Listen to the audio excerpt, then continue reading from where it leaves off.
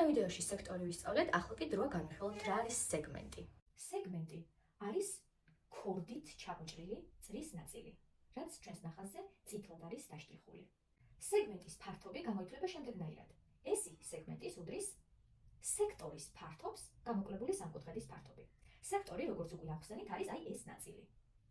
თუ ჩვენ ამ სექტორის გამოვაკლებთ აი ამ სამკუთხედს, დაგვრჩება სწორედ სეგმენტი. ეს კონკრეტული ფორმულა არის მხოლოდ და მხოლოდ მაშინ, თუ n ცენტრალური კუთხე არის 180-ზე ნაკლები. მოდით განვიხილოთ ახლა ის შემთხვევა, როდესაც n, ანუ აი ეს ცენტრალური კუთხე, იქნება 180-ზე მეტი. წითლად აღნიშნული მაქვს ქორდა, რომელიც წრეს ჩამოჭრის სეგმენტს, ოღონდ თუ დააკვირდებით, ამ სეგმენტის ცენტრალური კუთხე, ანუ n, არის 180 გრადუსზე მეტი.